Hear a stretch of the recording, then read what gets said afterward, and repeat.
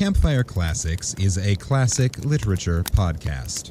However, your hosts will occasionally use not-so-classy language and immature humor to describe very mature situations.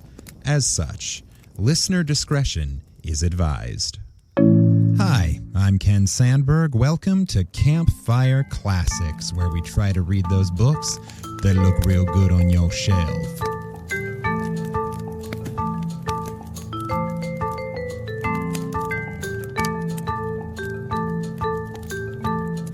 Welcome back, and thank you for joining us this week, listeners, with my deepest personal apologies for the lateness of this episode. Full disclosure, it's just been a weird, wild, crazy, difficult week for so many reasons: personal, professional, and, let's face it, political. But we're not going to dwell on that for too long because we got a podcast to do here.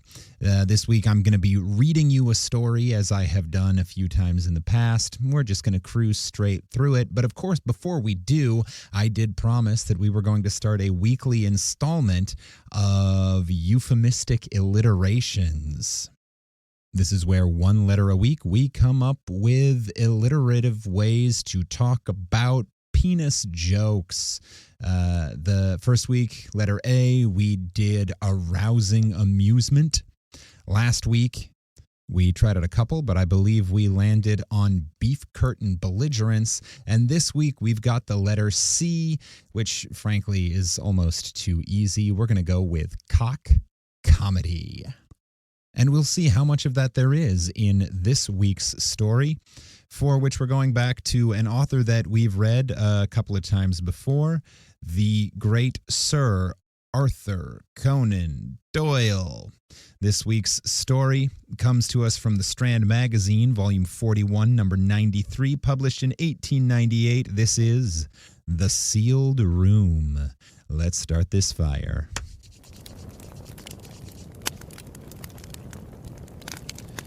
The Sealed Room by Arthur Conan Doyle.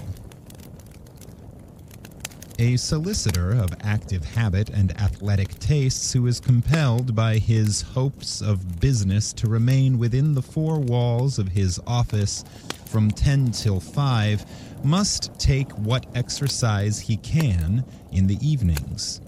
Hence it was that I was in the habit of indulging in very long nocturnal excursions, in which I sought the heights of Hampstead and Highgate in order to cleanse my sense from the impure air of Abchurch Lane.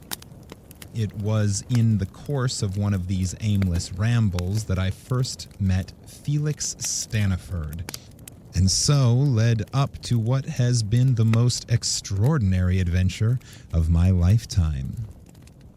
One evening, it was in April or early May of the year 1894, I made my way to the extreme northern fringe of London and was walking down one of those fine avenues of high brick villas which the huge city is forever pushing farther and farther out into the country. It was a fine, clear spring night. The moon was shining out of an unclouded sky, and I, having already left many miles behind me, was inclined to walk slowly and look about me. In this contemplative mood, my attention was arrested by one of the houses which I was passing. It was a very large building, standing in its own grounds, a little back from the road. It was modern in appearance, and yet it was far less so than its neighbors, all of which were crudely and painfully new. Their symmetrical line was broken by the gap caused by the laurel-studded lawn with the great, dark, gloomy house looming at the back of it.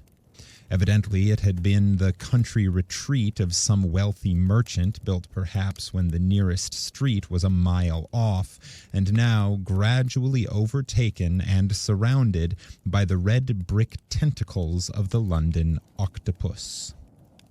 The next stage, I reflected, would be its digestion and absorption so that the cheap builder might rear a dozen 80-pound-a-year villas upon the garden frontage.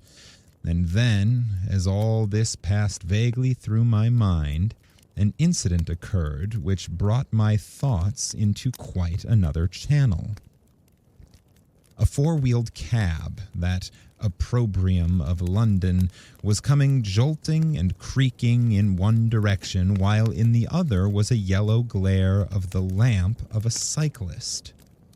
They were the only moving objects in the whole long moonlit road, and yet they crashed into each other with that malignant accuracy which brings two ocean liners together in the broad waste of the Atlantic. It was the cyclist's fault. He tried to cross in front of the cab, miscalculated his distance, and was knocked sprawling by the horse's shoulder. He rose, snarling. The cabman swore back at him, and then, realizing that his number had not yet been taken, lashed his horse and lumbered off. The cyclist caught at the handles of his prostrate machine, and then suddenly sat down with a groan. "Oh, Lord," he said. I ran across the road to his side. "Any harm done?" I asked. "It's my ankle," he said. "Only a twist, I think, but it's pretty painful. Just give me your hand, will you?" He lay in a yellow circle of the cycle lamp, and I noted as I helped him to his feet that he was a gentlemanly young fellow with a slight dark mustache and large brown eyes, sensitive and nervous in appearance, with indications of weak health upon his sunken cheeks. Work, or worry, had left its traces upon his thin yellow face. He stood up when I pulled his hand, but he held one foot in the air, and he groaned as he moved it. "I can't put it to the ground," he said. "Where do you live?" "Here." He nodded his head towards the big, dark house in the garden. "I was cutting across to the gate when that confounded cabman ran into me. Could you help me so far?" It was easily done. I put his cycle inside the gate, and then I supported him down the drive and up the stairs to the hall door. There was not a light anywhere, and the place was as black and silent as if no one had ever lived in it. "That will do, thank you very much," he said, fumbling with his key in the lock. "No, you must allow me to see you safe." He made some feeble, petulant protest and then realized that he could really do nothing without me. The door had opened into a pitch-dark hall. He lurched forward with my hand still on his arm. "This door to the right," he said, feeling about in the darkness. I opened the door, and at the same moment he managed to strike a light. There was a lamp upon the table, and we lit it between us. "Now I'm all right. You can leave me now. Goodbye," said he. And with the words, he sat down in the armchair and fainted dead away. It was a queer position for me. The fellow looked so ghastly that really I was not sure that he was not dead. Presently his lips quivered and his breast heaved, but his eyes were two white slits and his color was horrible. The responsibility was more than I could stand. I pulled at the bell rope and heard the bell ringing furiously far away, but no one came in response. The bell tinkled away into silence, which no murmur or movement came to break. I waited and rang again, with the same result.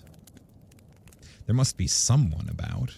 This young gentleman could not live all alone in that huge house. His people ought to know of his condition. If they would not answer the bell, I must hunt them out myself. I seized the lamp and rushed from the room. What I saw outside amazed me.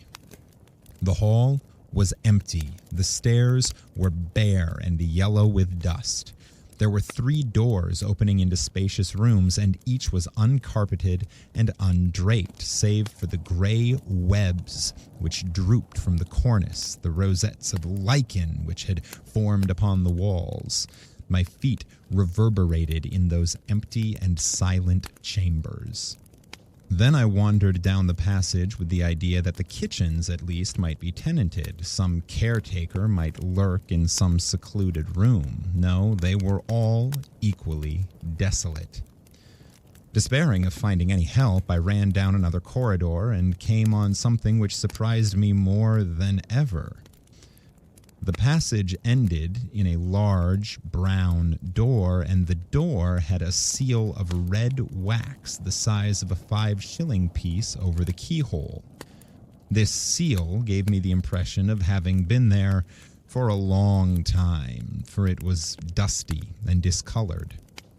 I was still staring at it and wondering what that door might conceal when I heard a voice calling behind me, and running back found my young man sitting up in his chair and very much astonished at finding himself in darkness.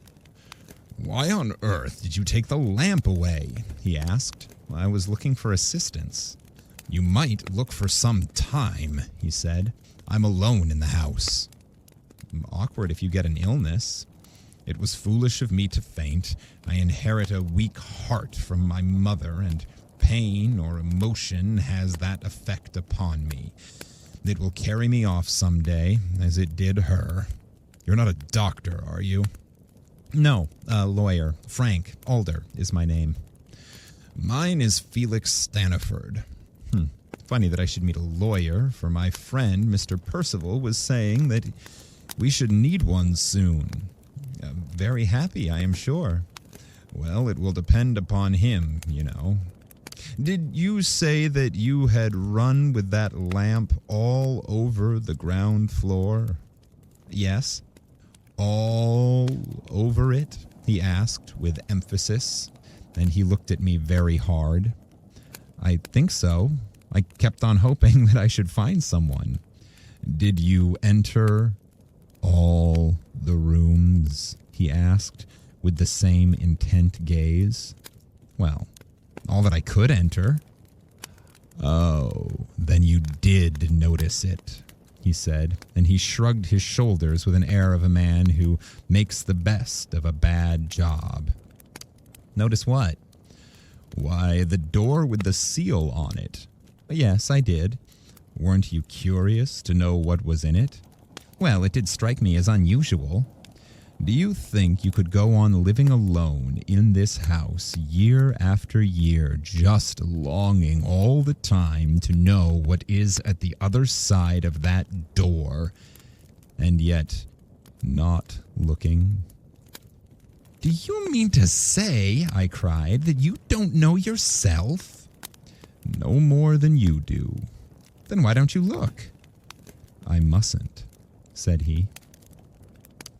He spoke in a constrained way, and I saw that I had blundered on to some delicate ground. I don't know that I am more inquisitive than my neighbors, but there certainly was something in the situation which appealed very strongly to my curiosity. However, my last excuse for remaining in the house was gone now that my companion had recovered his senses. I rose to go. "Are you in a hurry?" he asked. "No, I have nothing to do." "Well, I should be very glad if you would stay with me a little. The fact is that I live a very retired and secluded life here. I don't suppose there is a man in London who leads such a life as I do. It is quite unusual for me to have anyone to talk to." I looked around at the little room, scantily furnished, with a sofa bed at one side. Then I thought of the great bare house and the sinister door with the discolored red seal upon it. There was something queer and grotesque in the situation which made me long to know a little more. Perhaps I should, if I waited. I told him that I should be very happy.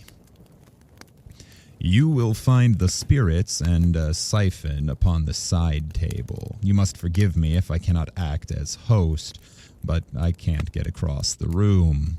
Those are cigars in the tray there. I'll take one myself, I think. And so you are a solicitor, Mr. Alder? Yes. And I am nothing. I am that most helpless of living creatures, the son of a millionaire. I was brought up with the expectation of great wealth, and here I am, a poor man without any profession at all. And then, on the top of it all, I am left with this great mansion on my hands, which I cannot possibly keep up. Isn't it an absurd situation? For me to use this as my dwelling is like a coster drawing his barrow with a thoroughbred. A donkey would be more useful to him, and a cottage to me. But why not sell the house? I asked. I mustn't. Let it, then? No, I mustn't do that either. I looked puzzled, and my companion smiled. I'll tell you how it is, if it won't bore you, said he.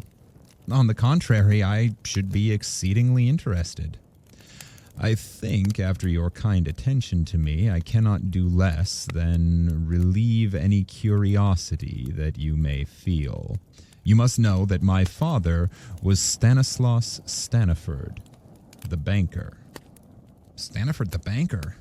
I remembered the name at once. His flight from the country some 7 years before had been one of the scandals and sensations of the time. I see that you remember, said my companion. My poor father left the country to avoid numerous friends whose savings he had invested in an unsuccessful speculation. He was a nervous, sensitive man, and the responsibility quite upset his reason. He had committed no legal offense. It was purely a matter of sentiment. He would not even face his own family, and he died among strangers without ever letting us know where he was. He died, said I. We could not prove his death, but we know that it must be so, because the speculations came right again, and so there was no reason why he should not look any man in the face. He would have returned if he were alive. But he must have died in the last 2 years. Why in the last 2 years? Because we heard from him 2 years ago. Did he not tell you then where he was living? The letter came from Paris, but no address was given. It was when my poor mother died. He wrote to me then with some instructions and some advice. I have never heard from him since. Had you heard before? Oh, yes, we had heard before. And that's where our mystery of the sealed door upon which you stumbled tonight has its origin. Pass me that desk, if you please. Here I have my father's letters, and you are the first man, except Mr. Percival, who has seen them. Who is Mr. Percival, may I ask? He was my father's confidential clerk, and he has continued to be the friend and adviser of my mother and then of myself. I don't know what we should have done without Percival. He saw the letters, but no one else. This is the first one, which came on the very day when my father fled 7 years ago. Read it to yourself. This is the letter which I read. My ever dearest wife, since Sir William told me how weak your heart is and how harmful any shock might be, I have never talked about my business affairs to you. The time has come when, at all risks, I can no longer refrain from telling you that things have been going badly with me. This will cause me to leave you for a little time, but it is with the absolute assurance that we shall see each other very soon. On this you can thoroughly rely. Our parting is only for a very short time, my own darling, so don't let it fret you, and above all, don't let it impair your health, for that is what I want above all things. to avoid.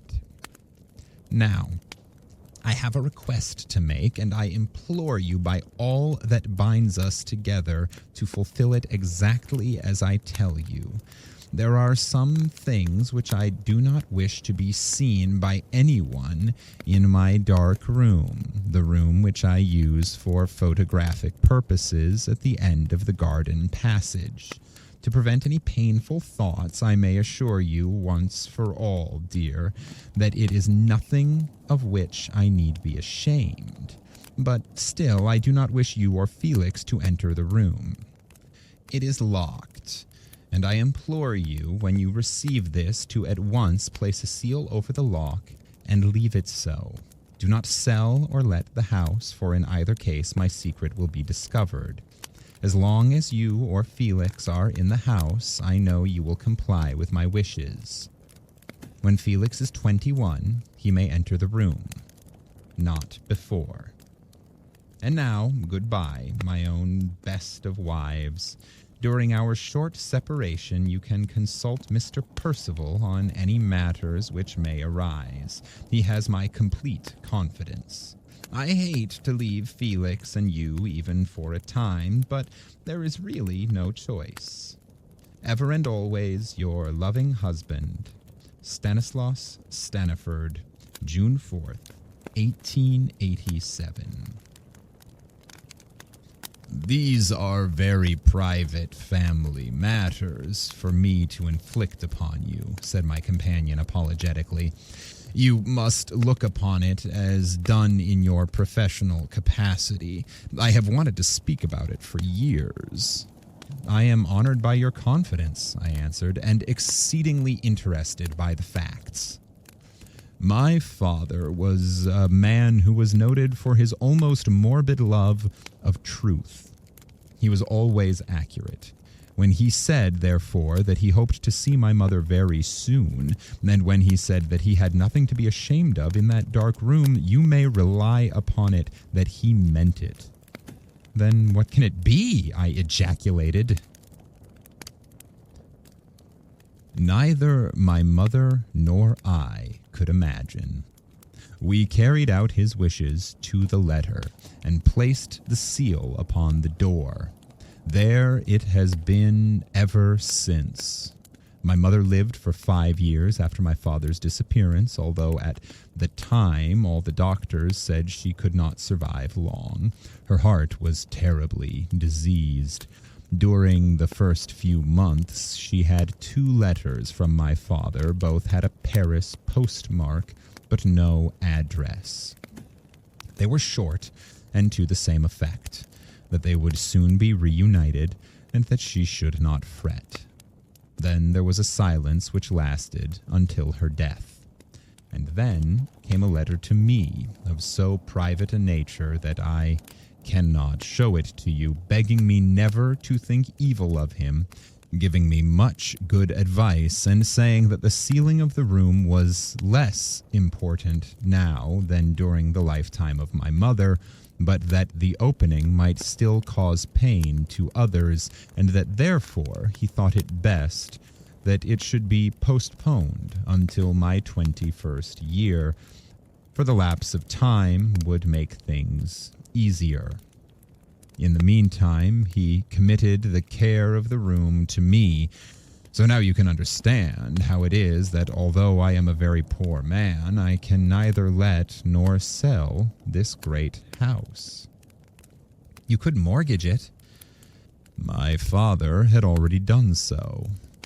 It is a most singular state of affairs. My mother and I were gradually compelled to sell the furniture and to dismiss the servants.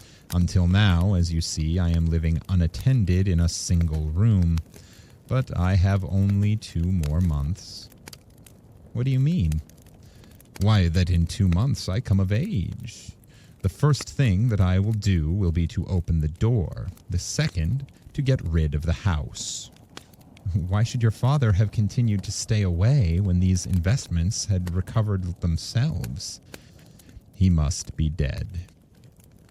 You say that he had not committed any legal offense when he fled the country? None.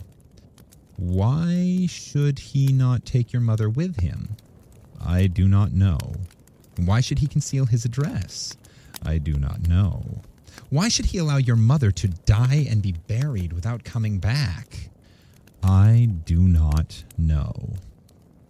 My dear sir, said I, if I may speak with the frankness of a professional adviser, I should say that it is very clear that your father had the strongest reasons for keeping out of the country, and that if nothing has been proved against him, he at least thought that something might be, and refused to put himself within the power of the law. Surely that must be obvious, for in what other possible way can the facts be explained? My companion did not take my suggestion in good part. You had not the advantage of knowing my father, Mr. Alder, he said coldly. I was only a boy when he left us, but I shall always look upon him as my ideal man. His only fault was that he was too sensitive and too unselfish. That anyone should lose money through him would cut him to the heart. His sense of honor was most acute, and any theory of his disappearance which conflicts with that is a mistaken one. It pleased me to hear the lads speak out so roundly, and yet I knew that the facts were against him, and that he was incapable of taking an unprejudiced view of the situation. I only speak as an outsider, said I, and now I must leave you, for I have a long walk before me. Your story has interested me so much that I should be glad if you could let me know the sequel. Leave your card, said he, and so, having bade him good night, I left him. I heard nothing more of the matter for some time, and had almost feared that it would prove to be one of those fleeting experiences which drift away from our direct observation and end only in a hope or a suspicion. One afternoon, however, a card bearing the name Mr. J. H. Percival was brought up to my office in Abchurch Lane, and its bearer, a small, dry, bright-eyed fellow of 50, was ushered in by the clerk. I believe, sir, he said, that my name has been mentioned to you by my young friend, Mr. Felix Staniford. Of course, I answered, I remember. He spoke to you, I understand, about the circumstances in connection with the disappearance of my former employer, Mr. Stanislaus Staniford, and the existence of a sealed room in his former residence. He did. And you expressed an interest in the matter. It interested me extremely. You are aware that we hold Mr. Staniford's permission to open the door on the 21st birthday of his son. I remember. The 21st birthday is today. Have you opened it? I asked eagerly. Not yet, sir, he said gravely. I have reason to believe that it would be well to have witnesses present when the door is opened. You are a lawyer, and you are acquainted with the facts. Will you be present on the occasion? Well, most certainly. You are employed during the day, and so am I. Shall we meet at 9 o'clock at the house? I will come with pleasure. Then you will find us waiting for you. Goodbye for the present. He bowed solemnly and took his leave. I kept my appointment that evening with a brain which was weary with fruitless attempts to think out some plausible explanation of the mystery which we were about to solve. Mr. Percival and my young acquaintance were waiting for me in the little room. I was not surprised to see the young man looking pale and nervous, but was rather astonished to find the dry little city man in a state of intense, though partially suppressed, excitement. His cheeks were flushed, his hands twitching, and he could not stand still for an instant. Staniford greeted me warmly and thanked me many times for having come. And now, Percival, said he to his companion. "I suppose there is no obstacle to our putting the thing through without delay. I shall be glad to get it over." The banker's clerk took up the lamp and led the way, but he paused in the passage outside the door. His hand was shaking so that the light flickered up and down the high bare walls. "Mr. Staniford," he said in a cracking voice, "I hope you will prepare yourself in case any shock should be waiting you when the seal is removed and the door is opened." "What could there be, Percival? You are trying to frighten me."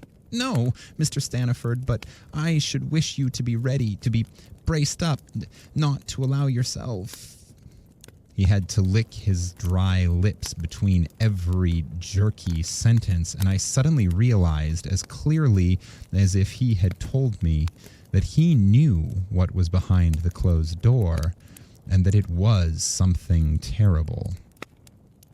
"Here are the keys, Mr. Staniford, but remember my warning."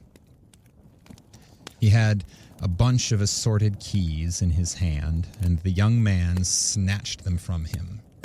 Then he thrust a knife under the discolored red seal and jerked it off. The lamp was rattling and shaking in Percival's hands, so I took it from him and held it near the keyhole, while Staniford tried key after key after key. At last, one turned in the lock. The door flew open. He took one step into the room, and then, with a horrible cry, the young man fell senseless at our feet. If I had not given heed to the clerk's warning and braced myself for a shock, I should certainly have dropped the lamp. The room, windowless and bare, was fitted up as a photographic library, with a tap and sink at the side of it. A shelf of bottles and measures stood at one side, and a peculiar heavy smell, partly chemical, partly animal, filled the air. A single table and chair were in front of us, and at this, with his back turned towards us, a man was seated in the act of writing. His outline and attitude were as natural as life, but as the light fell upon him, it made my hair rise to see that the nape of his neck was black and wrinkled and no thicker than my wrist. Dust lay upon him, thick yellow dust, upon his hair, his shoulders, his shriveled lemon-colored hands. His head had fallen forward upon his breast. His pen still rested upon a discolored sheet of paper. "My poor master, my poor, poor master," cried the clerk, and the tears were running down his cheeks. "What?" I cried. "Mr. Stanislaus Staniford?" "Here he sat for 7 years. Oh, why would he do it? I begged him, I implored him, I went on my knees to him, but he would have his way. You see the key on the table? He had locked the door upon the inside, and he has written something. We must take it." Yes, take it for God's sake. Let us get out of this," I cried. "The air is poisonous. Come, Staniford, come." Taking an arm each, we half led and half carried the terrified man back to his own room. "It was my father," he cried as he recovered his consciousness. "He is sitting there, dead in his chair. You knew it, Percival. This is what you meant when you warned me." "Yes, I knew it, Mr. Staniford. I have acted for the best all along, but my position has been a terribly difficult one. For 7 years I have known that your father was dead in that room." "You knew it and never told us?" "Don't be harsh with me, Mr. Staniford, sir. Make allowance for a man who has had a hard part to play." "My head is swimming. I cannot grasp it." He staggered up and helped himself from the brandy bottle. "These letters to my mother and to myself, were they forgeries?" No, sir, your father wrote them and addressed them and left them in my keeping to be posted. I have followed his instructions to the very letter in all things. He was my master, and I have obeyed him." The brandy had steadied the young man's shaken nerves. "Tell me about it. I can stand it now," he said. "Well, Mr. Staniford, you know that at one time there came a period of great trouble upon your father, and he thought that many poor people were about to lose their savings through his fault. He was a man who was so tender-hearted that he could not bear the thought. It worried him, it tormented him until he determined to end his life. Oh, Mr. Staniford, if you knew how I have prayed him and wrestled with him over it, you would never blame me. And he, in turn, prayed me as no man has ever prayed me before. He had made up his mind, and he would do it in any case, he said, but it rested with me whether his death should be happy and easy or whether it should be most miserable. I read in his eyes that he meant what he said, and at last I yielded to his prayers, and I consented to do his will. What was troubling him was this. He had been told by the first doctor in London that his wife's heart would fail at the slightest shock.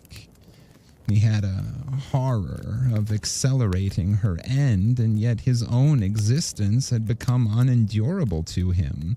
How could he end himself without injuring her? You know now the course that he took. He wrote the letter which she received. There was nothing in it which was not literally true. When he spoke of seeing her again soon, he was referring to her own approaching death, which he had been assured could not be delayed more than a very few months. So convinced was he of this that he only left 2 letters to be forwarded at intervals after his death. She lived 5 years, and I had no letters to send.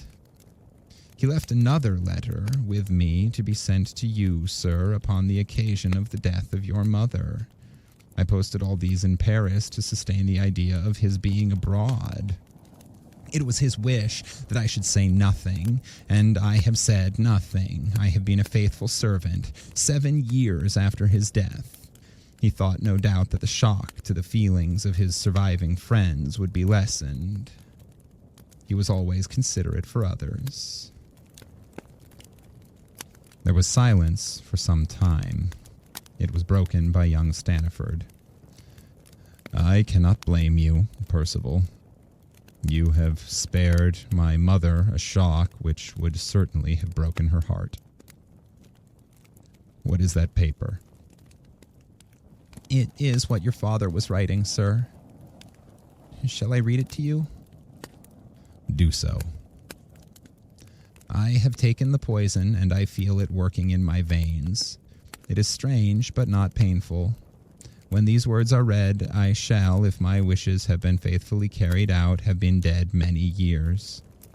Surely no one who has lost money through me will still bear me animosity, and you, Felix, you will forgive me this family scandal.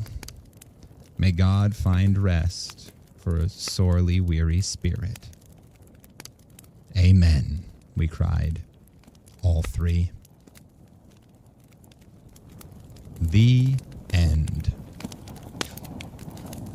Well, I hope you enjoyed that one, listeners. A creepy little morbid sort of mystery to get you through the week. We're going to plan on being back with a regular episode next week. Until then, as always, feel free to reach out to 5050artsproduction@gmail.com or any of the Campfire Classics social media. We'll be around to either respond or, respond live in the podcast. Ooh, as we sometimes do. Yeah, I think that's all for this week. So I hope you have a lovely week. And until next time, this has been Campfire Classics, where we try to read those books that look really good on your shelf.